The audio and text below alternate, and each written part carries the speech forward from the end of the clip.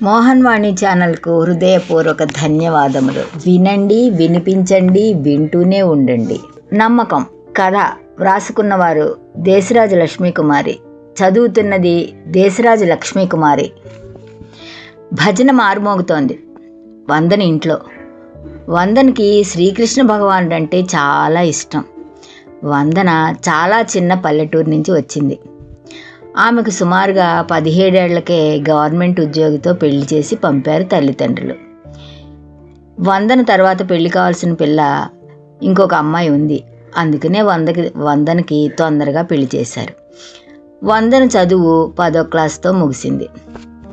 అత్తమామలు ఇల్లు తీర్చిదిద్దుకోవడం, బంధువులను ఆదరించడం, పండగలు ఎలా చేసుకోవాలో, మడి ఆచారాలు అలాంటివన్నీ చిన్న వయసు నుండి నేర్పారు.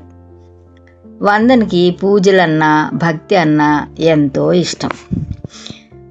బాబు పాప వందనకి ఇద్దరికీ పెళ్లి చేసి పంపేసింది. ఇద్దరూ బెంగళూరులో సెటిల్ అయ్యారు. అప్పుడప్పుడు వచ్చి పిల్లలతో ఆటపాటలతో ఇల్లు మార్మోగించి వెళ్ళిపోతారు ఇద్దరు. వాళ్ళు వెళ్ళిపోయాక వందన ఖాళీ టైంలో సంగీతం, సౌందర్యలహరి, విష్ణు సహస్రనామాలు, లలితా సహస్రనామాలు ఇలాగే భక్తి పాటలతో నేర్చుకుని కాలక్షేపం చేస్తూ ఉంటుంది. వందన భర్తకి ఇంకా సర్వీసు ఉంది. అతను ఎక్కువ ఆఫీస్ పనిలో నిమగ్నమై ఉంటాడు. పేరు రంగారావు. వందనకు మంచి గ్రూప్ ఉంది. అందులో సుమారుగా 25 మంది ఉంటారు. అంటే లలితా సహస్రనామ పారాయణ చేసుకుంటూ అందరూ ఒక చోట కూర్చుని ఉంటారు. శుక్రవారం వచ్చిందంటే ఎవరో ఒకళ్ళ ఇంట్లో మొదలు పెడతారు. పారాయణ అయిపోయిన తర్వాత కాసేపు భగవంతుని గురించి ధ్యానం చేసి ఎవరింటికి వాళ్ళు వెళ్ళిపోతూ ఉంటారు. అందరూ ఒక వయసు దాటి బాధ్యతలు తగ్గిన వారే. కొందరు మాత్రం మిడిల్ వయసు వచ్చినవారు.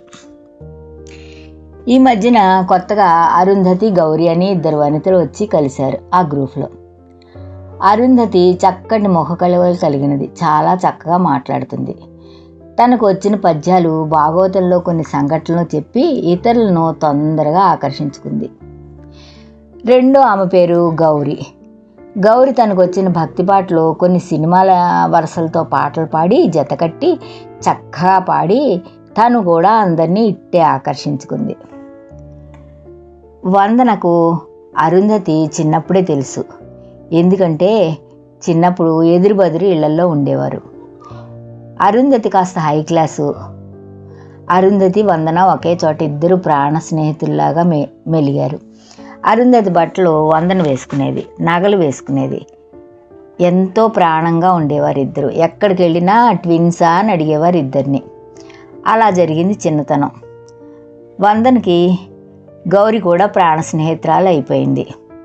గ్రూప్లో లలిత సహస్రనామాలు అయ్యాక ఇద్దరు వందన ఇంటికి వచ్చి కాసేపు కబుర్లు చెప్పుకుని కాలక్షేపం చేసి వెళ్ళేవారు. అరుంధతి చెప్పింది, వందన ఎవరికి చెప్పకే, మన ఇద్దరం ప్రాణ స్నేహితులు అని నీ దగ్గరే దాచుకోవే అంది. ఎందుకోలే అనుకుంది వందన. ఒకరోజు ఉన్నట్టుండి కూతురు దగ్గర నుంచి ఫోన్ వచ్చింది వందనకు. అమ్మ, ఇన్ని రోజులు నేను చెప్పలేదే, మీ అల్లుడి గారి జాబు బెంచ్ మీద ఉంది. చాలా కష్టంగా ఉంది ఇల్లు గడవడం. మరి ఎవరైనా ఏదైనా చేశారా ఏమిటి అనేది, ఎక్కడైనా ఎవరైనా జ్యోతిష్కుడిని అడిగి పూజలు అవి చేయిస్తావు కదా, కొంచెం పూజ చేయవే.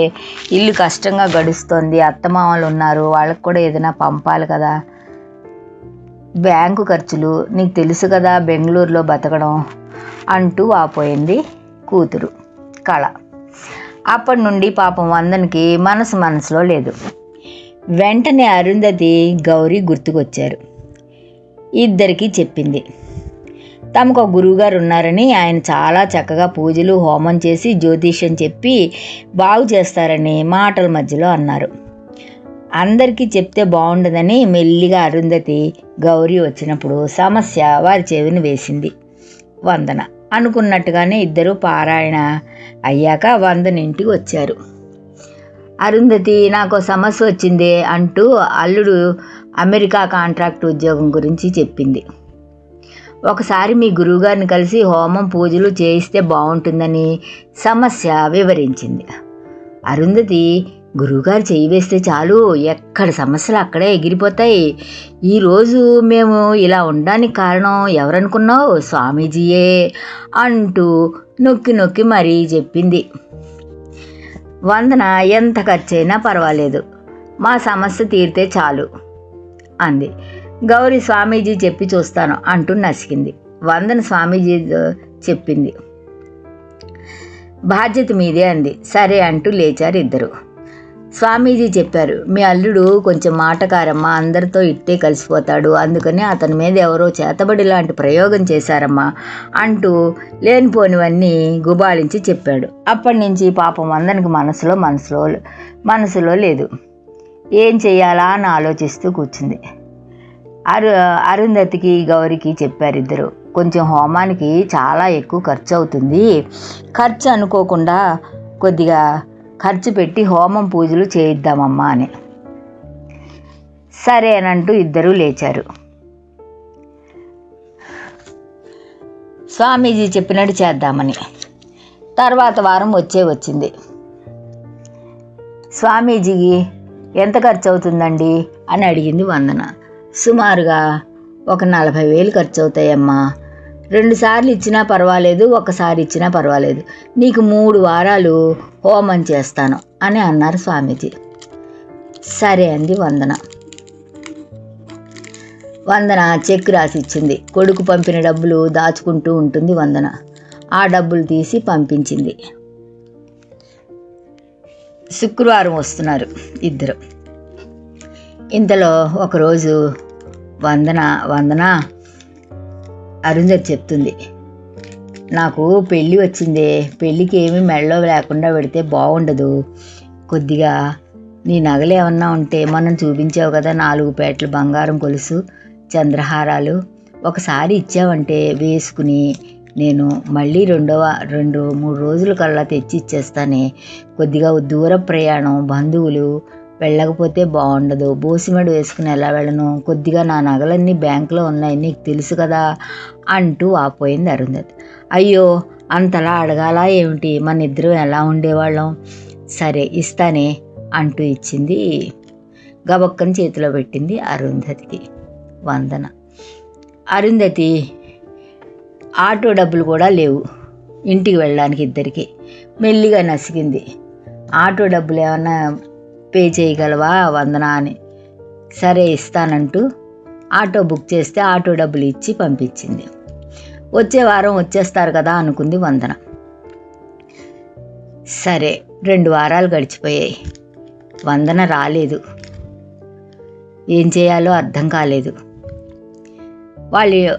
వాళ్ళ ఇంటికి వెళ్ళారు వందన ఇంటికి. వందన ఎవరిని తీసుకెళ్ళాలి అని ఆలోచిస్తూ ఉంది. తన స్నేహితురాలు ఇంకొక అమ్మాయి శోభ అని ఒక ఆవిడ ఉంటుంది. ఆవిడని తీసుకుని వందన అరుంధతి ఇంటికి ప్రయాణమయ్యారు.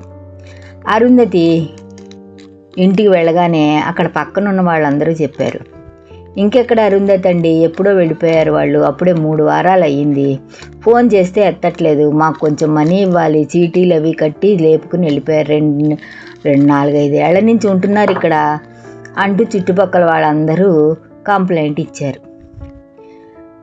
వందనకు మనసులో లేదు, గుండె గుబేలు మంది. ఇదేమిటి, నేను ఫోన్ చేస్తే కూడా ఎత్తట్లేదు, ఇద్దరు ఈ వారం వస్తారు వచ్చే వారం వస్తారంటూ 3 వారాల నుంచి జాప్యం చేస్తున్నా, ఫోన్ చేస్తే ఒక్కసారి మట్టుకు జ్వరంగా ఉంది తర్వాత వస్తాను వందన అంది. సరే అనుకుంది. ప్రాణ స్నేహితురాలు తను చిన్నప్పుడు ఎలా ఉంది అనేది మనసులో చాలాసార్లు ఆలోచించుకుంటూ ఉంది. గట్టిగా అడిగితే బాగోదని మెతక మనసుతోటి ఊరుకుంది. ఈ లోపల శోభ అంది, నువ్వేమీ భయపడకమ్మా, పోలీసు కంప్లైంట్ ఇద్దాము, ధైర్యంగా ఉండండి అంది. స్వామీజీని వెతుక్కుంటూ వెళ్ళారు ఇద్దరు. ఇంకెక్కడ స్వామీజీ ఎప్పుడో ఉడాయించాడు. చుట్టుపక్కల ఇలాగే అందరూ మోసపోయిన వాళ్ళందరూ వచ్చి గుమిగూడారు. మా దగ్గర ఇంత తీసుకున్నాడంటే మా దగ్గర ఇంత తీసుకున్నాడు స్వామీజీ. ఒకటే చెప్పడం. 40,000 రూపాయలు చెక్కు రాసి ఇచ్చా, మాయమైపోయింది చెక్కు, మరో రోజునే తీసేసుకున్నాడు. హోమం చేయలేదమ్మా, చేస్తా అన్నాడు, ఫోన్ ఆఫ్లో పెట్టాడు అంటూ వాపోయింది శోభ దగ్గర వందన. ఏం చేయాలో అర్థం కాలేదు ఇద్దరికి. అక్కడే చతికిల పడ్డారు. అక్కడ స్వామీజీని నమ్మి మోసపోయిన గ్రూప్ అందరూ తయారయ్యారు. పోలీస్ రిపోర్ట్ ఇద్దామండి ఇద్దరు అనుకున్నారు. ఇంటికి వచ్చాక కానీ ఏ విషయం నిర్ణయం తీసుకోవద్దు, ఆయనకి చెప్పి చేద్దాము అని.